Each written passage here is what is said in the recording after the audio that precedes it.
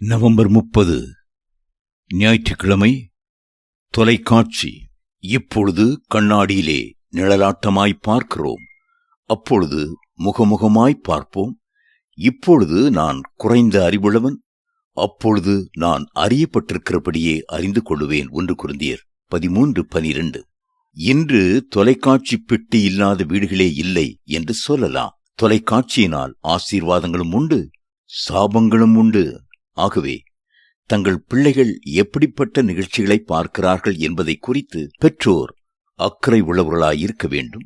இந்த தொலைக்காட்சி பெட்டிகள் இவ்வுலகத்தோடும் உலகத்தின் ஆசாபாசத்தோடும் உலக ஆசை இச்சைகளோடும் நெருக்கமான உறவு கொண்டு வருவதை பார்க்கிறோம். ஒருமுறை ஒரு சகோதரி தன்னுடைய கணவன் மிகவும் வியாதிப்பட்டு அவதிப்படுவதாகச் சொல்லி ஜெபம் பண்ண என்னை வருந்தி அழைத்தார்கள். அவர்களுடைய வீட்டிற்கு சென்றபோது முன் அறையில் இருந்த தொலைக்காட்சி பெட்டியில் ஒரு மோசமான நிகழ்ச்சி ஓடிக்கொண்டிருந்தது.